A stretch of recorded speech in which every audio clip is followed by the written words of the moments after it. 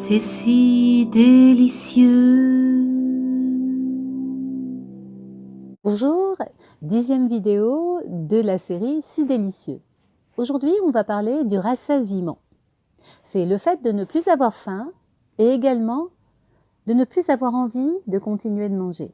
On est content, tout va bien, on peut passer à une autre activité. Alors regardez ce que j'ai fait. J'ai dessiné une bouteille. Enlevez les traits rouges pour l'instant. Vous allez faire la même chose sur une feuille en ne dessinant que la bouteille vide. Et vous allez faire ceci. Répondez à cette question. Pour que vous vous sentiez rassasié, il faut que votre bouteille soit remplie comment? Mettez le niveau de trait de remplissage de votre bouteille. Et puis, vous pouvez mettre sur pause bien sûr, puis quand vous aurez fait ça, on va continuer. Et vous voyez que j'ai mis différents niveaux. Alors, imaginez un peu que votre bouteille soit remplie jusque-là. Là, franchement, la bouteille, elle va carrément se renverser. C'est pas possible de manger comme ça, vous seriez prêt à vomir. Si c'est là, ça serait vraiment que ça serait à la limite, vous savez, entre l'œsophage et l'estomac, et donc vous risqueriez de faire des reflux gastro-œsophagiens. Imaginons que ce soit là, donc là, il y a un petit espace, et souvent, c'est là que l'on pourrait être bien. Alors, des gens vont le mettre à peine là, un peu plus bas, mais en tous les cas, ça veut dire quoi? Ça veut dire qu'il y a un petit vide, ou un vide plus important.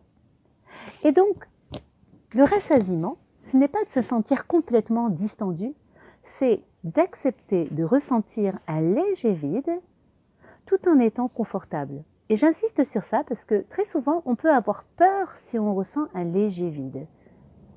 Donc, une astuce pour trouver votre notion de rassasiement, c'est, plusieurs astuces d'ailleurs, c'est déjà de manger en étant extrêmement présent pour capter toutes les informations que vous donne l'aliment et que le cerveau capte chaque bouchée que vous ayez mangé.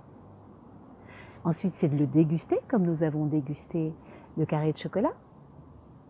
C'est d'être présent à votre sensation de faim en début de prise alimentaire, pour être capable de dire si vous avez faim ou pas faim.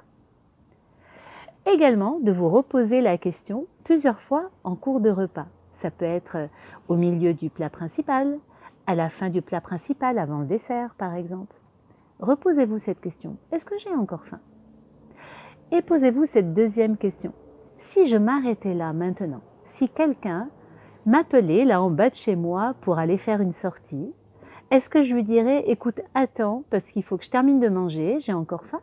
Ou est-ce que vous diriez à vous-même, non, mais c'est ok, je peux m'arrêter là? Et de répondre à cette question est extrêmement important, parce que soit vous allez répondre, non, c'est ok, je peux m'arrêter là, soit vous allez répondre, c'est ok que je pourrais m'arrêter là, mais je n'ai pas envie de m'arrêter là, j'ai envie de continuer. Et à ce moment-là, posez-vous cette autre question. Pourquoi je veux continuer? Qu'est-ce que j'en attends? Quel besoin j'ai besoin de nourrir là? Le plaisir, la frustration, j'ai peur qu'il n'y en ait plus. Posez-vous cette question. Déjà, de la poser fait avancer sur le chemin de respecter votre juste rassasiement. Et souvent, ce qui se passe, c'est que quand on est capable de se dire « Ok, je n'ai plus faim, ok, je me sens confortable, mais j'ai quand même envie de prendre cela », eh bien, souvent, on va trouver cet équilibre qui est d'en prendre un peu, pour être d'accord avec nous-mêmes en fait. Et vous verrez, c'est si délicieux de respecter son juste confort. À bientôt!